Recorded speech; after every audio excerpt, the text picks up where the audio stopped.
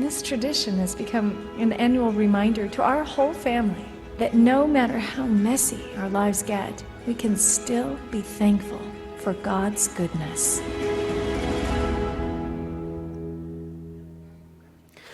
I said this last week, but I love that last phrase. No matter how messy our lives get, we can still be thankful for God's goodness. We're finishing up our Thanksgiving series tonight. And last week we looked at this whole idea of when Paul says, be thankful in all circumstances. How do we do that? How do we be thankful in the highs and in the lows? And so I want to encourage you, if you missed that lesson, then I kind of did an outline and put it on Facebook. Go check that out because there's some good stuff there. But tonight we are going to finish up and we're simply going to look at this idea of how do we express thanks to others in a meaningful way?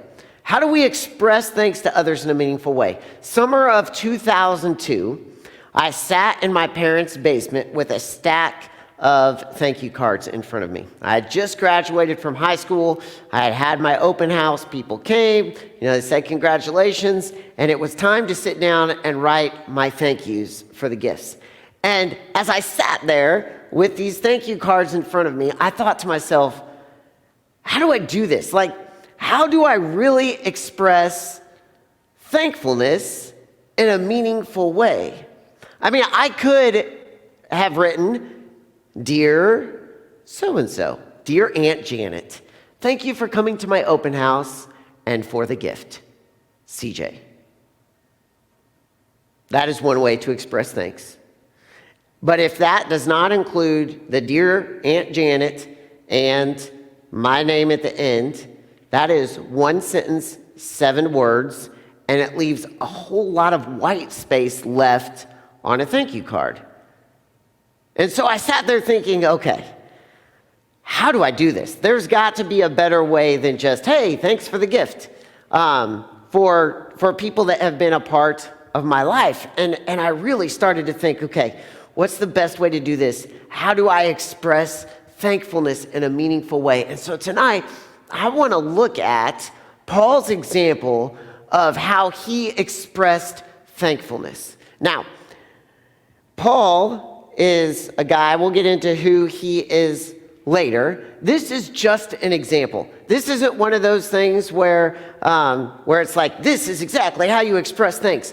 But when we look at the life of Paul, and when we look at the way that he expressed thanks to the people that had a meaningful impact on his life, I think it's a great example for us. And so, before we jump into what Paul said, there's a few things we have to understand, and I'll go through this really quickly, okay? The Bible, one book, broken into 2 different sections, Old Testament, New Testament. Those 2 sections are broken into different books. The Old Testament, 52 books, the New Testament, 26 books. Here's why I tell you all this. 13 of the 26 books of the New Testament were written by Paul. Now, we call them books, but really, they were just letters. They were letters that Paul had written to the different churches that he had ministered to throughout his ministering career. And when you start to look at these 13 letters, we see this pattern of the way that Paul expressed thanks over and over and over and over again, that I think is a great pattern that we can use ourselves when we are expressing thanks to other people. There are only 4 letters that Paul did not express thanks in. There are 4 that he did not express thanks. In 2 Corinthians, which is one of them, they were really struggling, and so he went straight into comfort, just comforting them. And there were Titus and 2 Timothy. He was like, hey, you guys are awesome, and then he went right into leading. And then there's Galatians. Galatians was just, he was really ticked at the church because they had gone off to other gospels. So if somebody says, well, Paul didn't express thanks in every letter, you're right, he didn't. But if you look at the other letters, this is a great example to follow. So jumping right in, here's the first example Paul gives. We're not going to read every single scripture tonight. Here's the first example Paul gives. Paul expressed thanks early and often. Paul expressed thanks early and often. This was Paul's go-to. One of the first things that he did is he said, this letter is written by Paul. I am a follower of Jesus Christ. And then he jumped right into this. I am so thankful for you. Now you got to understand who Paul is. Paul was a guy that was against Jesus and tried to squash every single Jesus follower that he possibly could. His original name was Saul, and he went from town to town to town, arresting and torturing and killing Christians. And then he met Jesus in a bright light, and that's a story for a different time, but he totally changed. And then he wrote most of our New Testament. He's a pretty important guy. He took the Jesus story and created Jesus followers around what we know now as the Middle East. And so when we look at how he expresses thanks, it's a really important thing. He's a really important guy to follow. And so what he does is he expresses thanks early and often. He makes sure that it's one of the first things out of his mouth. And that seems pretty logical, right? Like we say thanks as quickly as we can and as often as we can. And that's pretty simple. Like someone opens the door for you. Thank you. Someone gives you a piece of pie. Thank you so much. Someone says, hey, you did a great job this past weekend at a chicken show. Thank you very much. And when it's those little things, that's really easy. Thank you, thank you, thank you, thank you, thank you. But what about the big things? What about the people that are really a part of your life? The people that are investing in you, the people that are encouraging you, the people that are building you up, the people that are making you who you are. How do you really express thanks to them in a meaningful way? The people that have done things that really matter. Sometimes it's a little bit more difficult to express thanks in a meaningful way. Let me give you an example. So one summer, when our kids were really, really little, like Luna, who is back there on my wife's lap, she was not even born yet. Tate was still a baby. Brinkley and Clark were like 3 and 2 or 4 and 3, something like that. And Kirsten and I were exhausted. Like we were getting the bare minimum done to get things done and be with our family and be with our kids. And so one of the things that kind of fell by the wayside that summer was getting our yard mowed. And so what I would do is I would wait until the grass grew ridiculously too tall to ever mow it. And then I would go out with my little push mower and I would push mow the grass, and I'd have to go back and forth because the grass was too tall. Our neighbor saw this. And he saw my wife and our kids sitting out on the front porch, cuddling, watching me mow and seeing, I'm sure, the look on my face, longing to just be with them and the exhaustion. And it turns out he had himself not just a push mower, but one of those really nice zero-turn mowers. And what he did is we would be inside, and all of a sudden we would hear the mower going. And all summer long, he mowed our yard, which was awesome. It was fantastic. But there was this piece of me, as I walked across the yard to go knock on his door to say, hey, thank you so much for mowing our yard. There was this piece of me where that was really difficult because it meant so much that he would take the time and the energy and the gas money to do something that I could have done, and he chose to do it for me. And in that moment, as I'm walking across the yard to go knock on his door and say, man, you have no idea what this means to me. You have no idea what this means to our family. And I'm just trying to find the right words to say to express thanks. Have you ever been in one of those moments where like expressing thanks really makes you vulnerable? Like there's this part of you where as you express thanks, you have to go to someone and you have to say, I couldn't have done this without you. And it really, like, there's this vulnerability inside of you that's like, it's hard to express thanks in that moment. And what we see of Paul, as he writes to these churches, he recognizes that the gospel of Jesus Christ is spreading all over the world. And he sees he could not have done it without these people. And so he makes himself vulnerable. And one of the first things he does is he expresses thanks in a very meaningful way. And so as we think about expressing thanks, I want to encourage you guys, one of the best things that we can do is to get in the habit of expressing thanks early and often. When it seems difficult to walk across the yard and knock on the neighbor's door and say, man, you have no idea what this means to our family. Go do it. When it's difficult to go to your parents and be like, Mom and Dad, I don't know how to express the thanks for what you have done for me my entire childhood, teenage years. Try it. Those moments where you have to really be vulnerable in expressing thanks are really difficult. But I want to encourage you, take the example of Paul, express thanks early and often. The second way you can express thanks in the way that Paul does it is he really makes it personal. He really makes it personal. In Philippians chapter 1, verses 3 through 5, he says this, every time I think of you, I give thanks to my God.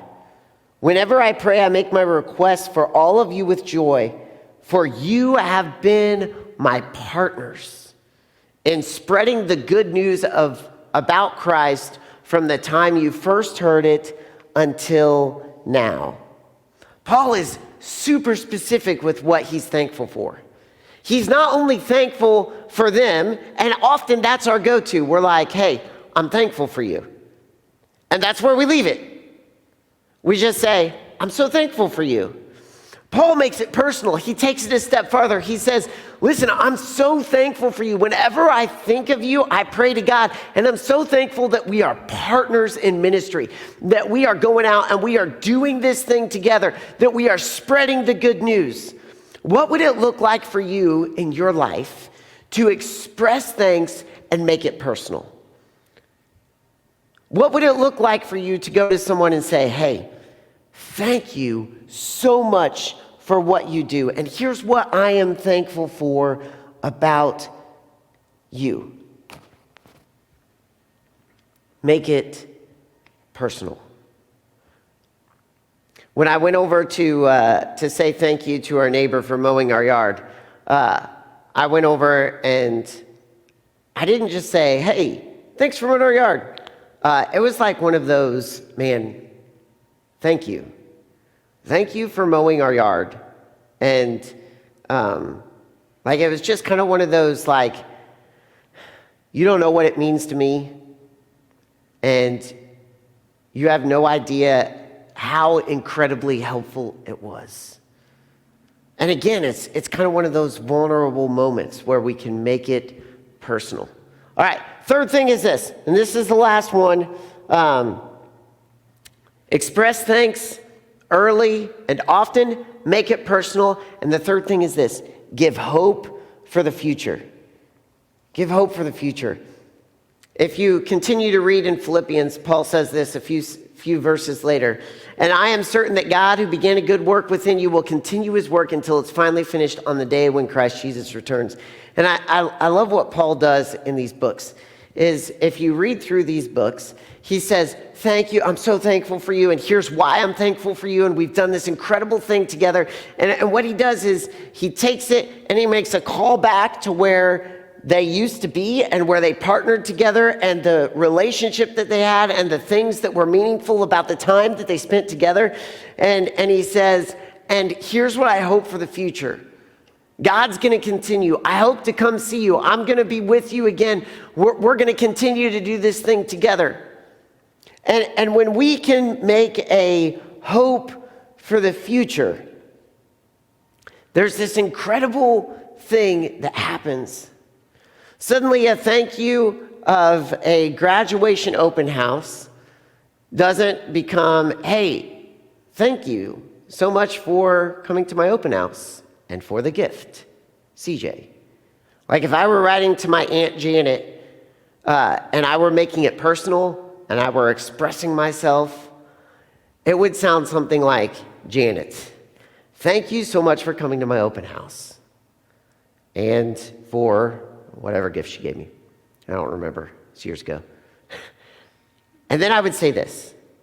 I will never forget the water balloons fights we had together and playing double dribble on the original Nintendo Entertainment System and posting my scores of every single time I beat you. And our relationship has meant so much to me. You have no idea. And then I would say, I look so forward to the years that we have left and the relationship that will continue to grow and the way that God is going to bless our relationship. Thank you so much for being a part of my life. That thank you is super vulnerable. That thank you takes time and effort, and it takes a piece of our heart and hands it to the other person. But I can tell you that when you express thankfulness in a meaningful way and you follow that example, it means so much to the person that you are expressing thanks to. But it also gives you hope. It also gives you peace. It reminds you of the good things that God has done in your own life. You guys, I have been on the receiving end of people expressing thanks to me early and often and making it personal and giving hope for the future. And it is just this beautiful, incredible gift that is given. And so my practical challenge to you this week is simply this. Try this. This is going to be weird. It's going to be awkward. It's going to be difficult, and it's going to be vulnerable. You're going to be vulnerable, and it's going to be like, this is completely messed up. But try it. Try going to your parents and being like, Mom and Dad, thank you so much for yada, yada, yada. And then I encourage you to pick out parts of your relationship that mean the most to you and talk about your future relationship. Go to a sibling and be like, hey, I am so thankful for our relationship, and pick out bits and pieces of what they mean to you and talk about the future. Go to a friend. This is going to be weird and awkward, but I guarantee, if you try this, you will experience growth in your relationship with that person. And you will experience God begin to move in your own heart. Because when we express thanks to other people in a very meaningful way, what we're doing is we are reaching into our hearts and we are finding where God has blessed us with that person. We're not only experiencing them, but we are experiencing God in that moment.